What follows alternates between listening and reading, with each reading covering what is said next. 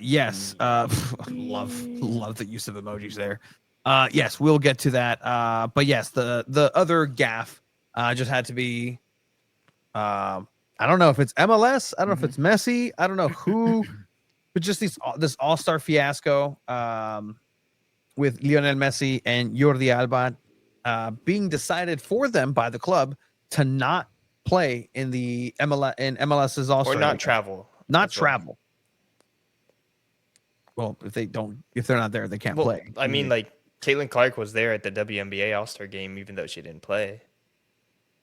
Like she traveled to the thing, was part of the All-Star festivities and stuff. So I think it is important because MLS and Austin and everyone was advertising message all over this that going to be in the MLS All-Star game anytime you see a commercial, and then he's not there because like I can imagine there was probably somebody in Austin thinking to himself, oh, maybe I'll have the chance to see Messi. I'll buy a ticket to the MLS All-Star game. Why not?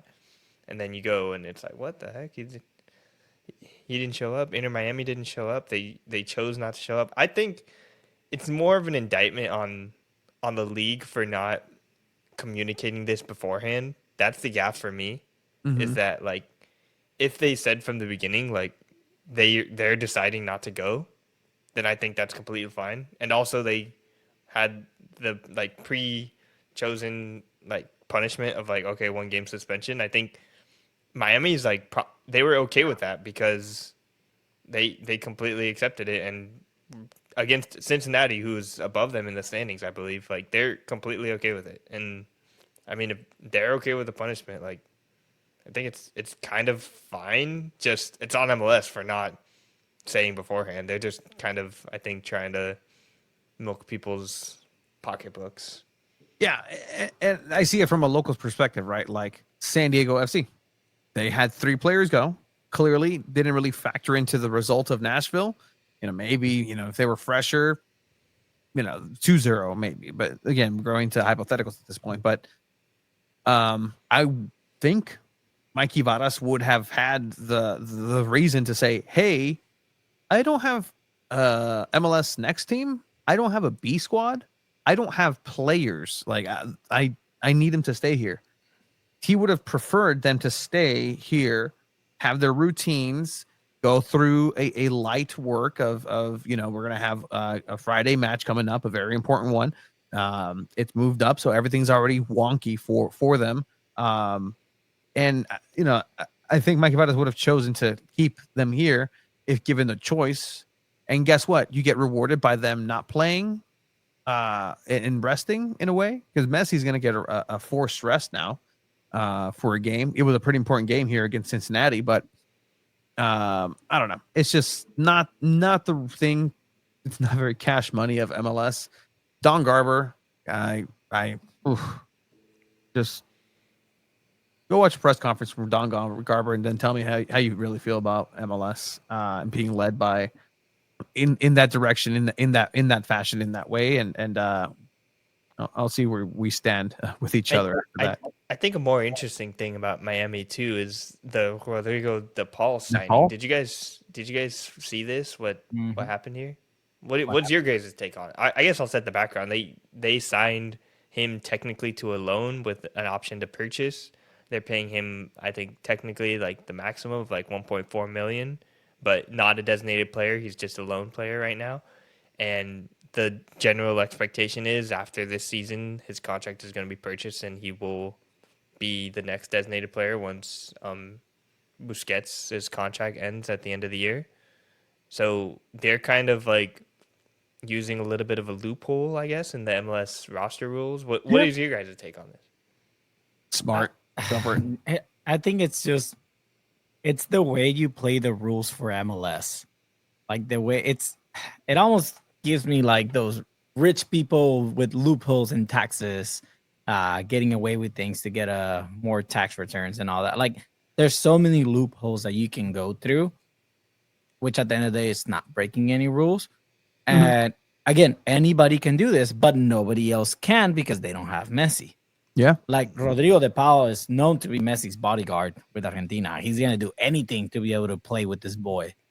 Sure. Like, again, he's made all this money. okay, I'll make what 1.5 million. Cool, that's fine. Like I'm still a millionaire. I'm still way, way, way well off.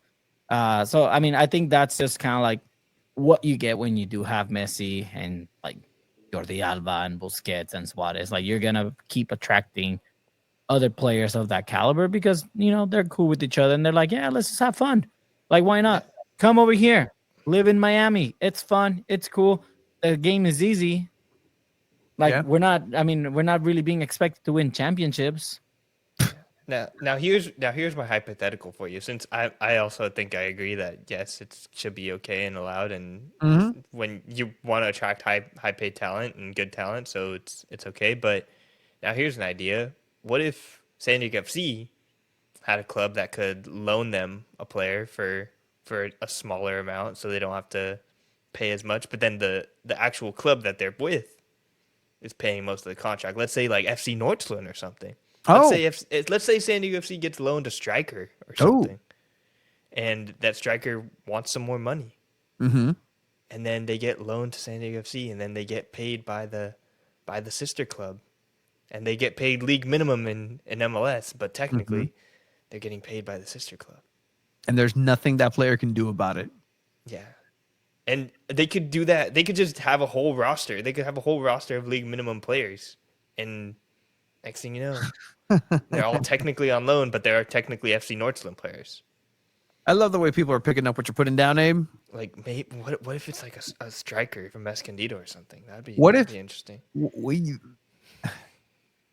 No, I'm just saying.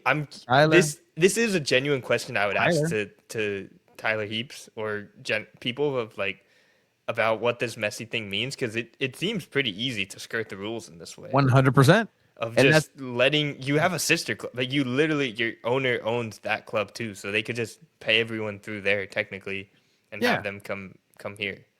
Yeah, and I mean, if you're not going to go into the fight and the signing wars for Thomas Müller or Heung-min Son, or you're not in that type of business, all right, that's fine. Find somebody who the city fell in love with. Like it's there, but they're not in that business either to give the city what they want. Never. They're building what they want, 100%, not what the city wants. In spite of the city. At the end of the day, if this works, the city wants a championship, and if they can deliver that in the next couple of years, maybe this year, it won't happen this year. I don't think it'll happen this year. I as a San Diegan, I have to agree. In the contract, I have to. But in terms of this MLS and loopholing of it, hey,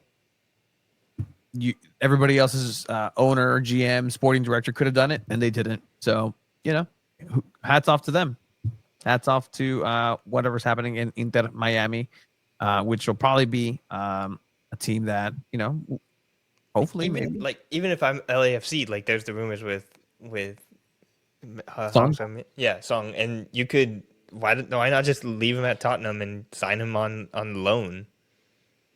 If I was any MLS team, that's what I would do for any high play player from here on out. You know what? Like loans, and then technically they're just not allowed to have permanent agreements with them, which